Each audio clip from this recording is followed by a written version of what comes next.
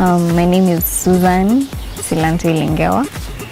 I'm vying for Senate for Nairobi County. Suzanne is a communications officer. I work for an organization as a communications officer, especially to do with health programming materials. So I work a lot with the public health sector in partnership with where I work. I'm also a musician. I studied Bachelor of Music at the Kenyatta University. I graduated in the year 2015. I went to high school in Moi Girls School, Nairobi, which is a very good experience for me. And a lot of those people are still my friends. And yeah, so Suzanne is a passionate Kenyan who is passionate about the affairs of our country and who feels that we need extra leadership in our country to be able to bring out the potential that we have as a country and more so as a county in Nairobi. I felt deeply concerned about how we are going as a country in terms of the leadership that we have at the moment. If you look at the affairs of the youth, hundreds and hundreds of people are desperately seeking for hope, and we are not getting it from anywhere. And so I felt like, you know what, we really need to stand up and make things right in our country. And that's why I decided to vie as a senator, so that I can influence both county policies and the national policies as well for all the young people in this country.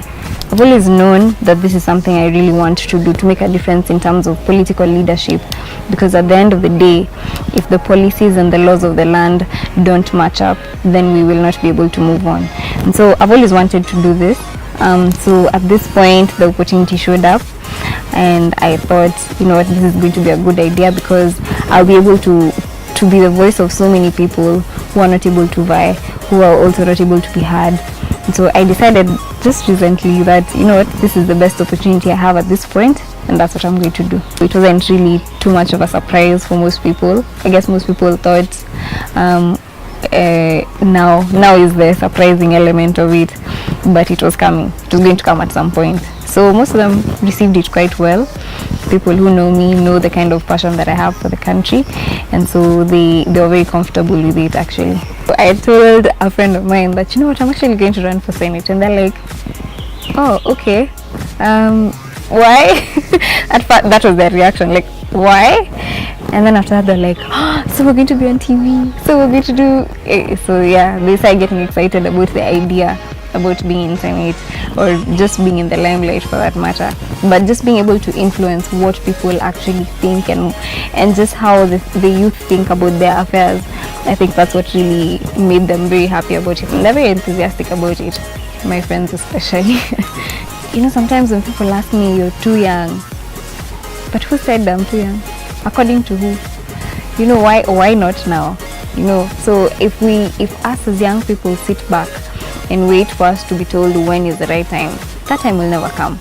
And so we have to stand up for ourselves right now, wherever we are, and make things right for our country. So we can't continue to be confined and to be molded into, you know, whatever the society wants us to think. No, we need to stand up and have whatever it is that we want to say out there, because we're also people. We're also people who can express our own ideas, our own agendas, and we have our own needs as well. I wasn't in a party before. Not that there's anything wrong with a party, but I do believe at this point the ideologies of the parties that are in existence and my ideologies do not match up, and therefore I decided to go independent right from the beginning, so that we have another option that isn't either of the parties. Because sometimes as a voter myself, sometimes I would feel like, you know, there's no other option. You just have to choose between quote unquote two evils, so you just choose which one is the lesser evil. So I just think people needed a choice, and so I needed to be the fresh choice that isn't associated with any of the political parties that are there at this point. I do believe that there are a lot of like-minded people like me, people who have independent minds, free from the ideologies that are carried by these parties, And the main thing that I think people are really grappling with is this supposed to be is politics supposed to be for a certain few? Is it only supposed to be for people from a certain class, from people of a certain tribe? Is it supposed to be for people who only have money? No, I don't think it's supposed to be like that. And there are many people in Nairobi who think the way I think, who are completely exhausted by the politics that is being played at this point.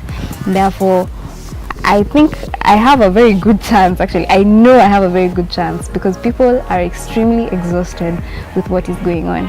So I'm not rubbishing that being in a party is a good thing. It's a very good thing.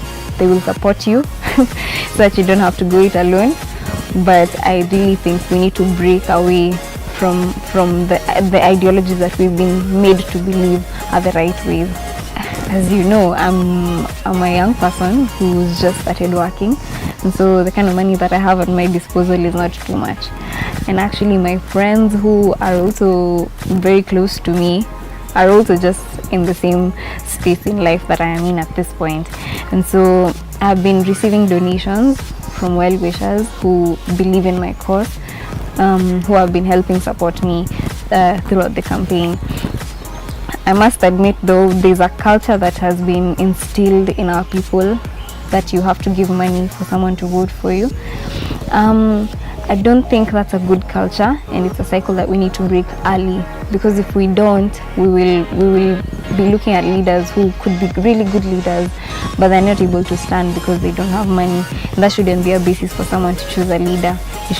The leader should be chosen based on what the content of their character is. And so hopefully, as I stand right now, I don't have the financial muscle that everybody else has, but it will open up a generation of people who also don't have the financial muscle that other people have, but have great ideologies to help the country move forward and for us to become a better country. Surprisingly, like the time that I've been in the field and on the ground, people generally don't ask you for money. People genuinely hear you and understand what it is that you're trying to say. There's just a few here and there who will ask you for money, but a majority of them will genuinely just listen to you and understand what it is that you're saying. But even for those few who ask for money because of poverty, I usually try and explain to them the problems that we have are because of the kind of leadership that we have. If we had very good leadership that would make sure our resources are used in an equitable way, in an efficient way, then everybody would benefit. Then they wouldn't have to ask me for any money. And so sometimes people would listen and understand. Some others would be rude or wouldn't want to hear. But a majority of them would listen and would hear you and just accept you for who you are. At first they're surprised, which is normal. But then afterwards, when they hear me and they hear what I have to say, a lot of them just they hear me and they're okay with it. They don't mind that I'm young. In fact, a majority of them would be like, yes, we need young people, which is very encouraging for me.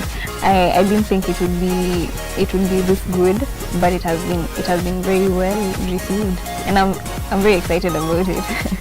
The biggest problem that we have as young people is unemployment, lack of jobs for us to do.